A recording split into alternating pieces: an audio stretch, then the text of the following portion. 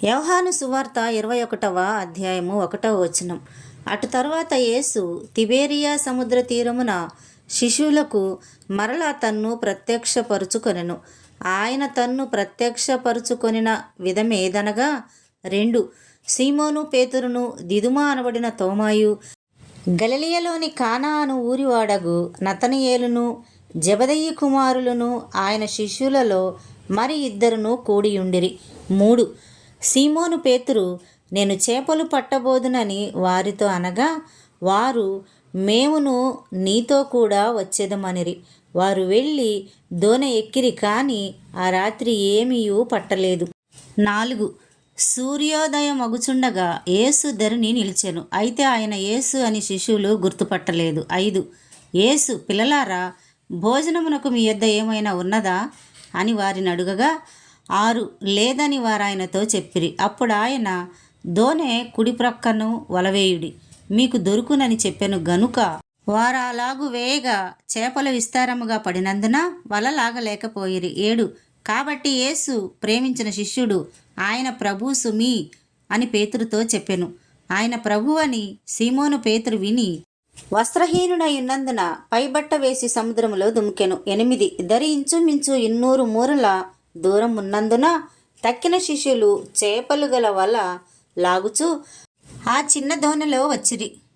9 వారు దిగి దరికి రాగానే అక్కడ నిప్పులును వాటి మీద ఉంచబడిన చేపలును రొట్టెయు కనబడెను. 10 యేసు, మీరిప్పుడు పట్టిన చేపలలో కొన్ని తీసుకొని రండని వారితో చెప్పగా 11 సీమోను పేతురు దోణి ఎక్కి వలను దరికి లాగెను. అది 153 గొప్ప చేపలతో నిండి ఉండెను. 12 చేపలు అంత విస్తారముగా పడినను వల పిగులలేదు. యేసు, రండి భోజనము చేయుడని వారితో అనెను. ఆయన ప్రభు అని వారికి తెలిసినందున నీవెవడవని శిష్యులలో ఎవడును ఆయనను అడుగ తెగింపలేదు. 13 యేసు వచ్చి ఆ రొట్టెను తీసుకొని వారికి పంచిపెట్టెను. అలాగే చేపలను కూడా పంచిపెట్టెను. 14 యేసు మృతుల్లో నుండి లేచిన తరువాత శిష్యులకు ప్రత్యక్షమైనది ఇది 3వసారి.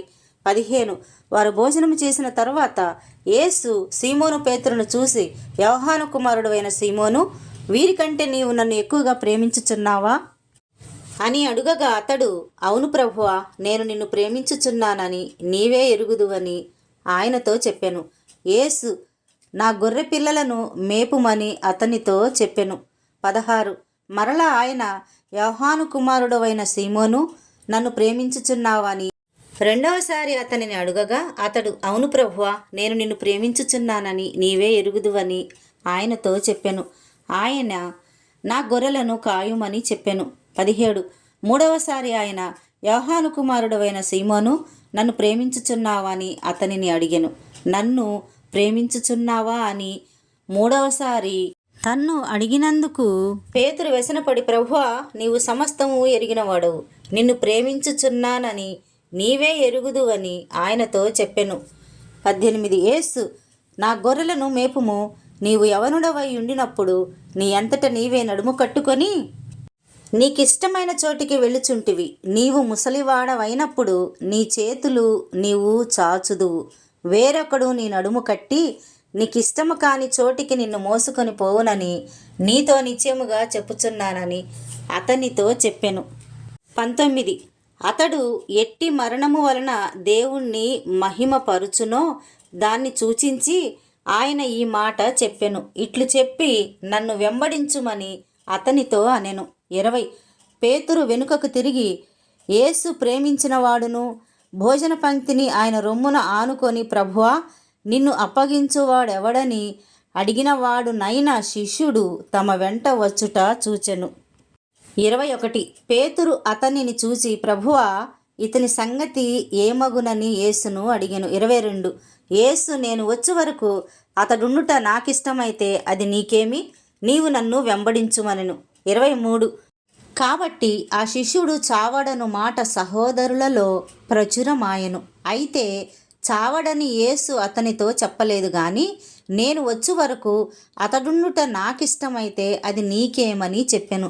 24 ఈ సంగతులను గూర్చి సాక్ష్యం ఇచ్చుచు, ఇవి రాసిన శిష్యుడు ఇతడే, ఇతని సాక్ష్యము సత్యమని ఎరుగుదుము. 25 యేసు చేసిన కార్యములు ఇంకను అనేకములు కలవు. వాటిలో ప్రతి దానిని వివరించి రాసిన ఎడల అట్లు రాయబడిన గ్రంథములకు భూలోకమైనను చాలదని నాకు తోచుతున్నది.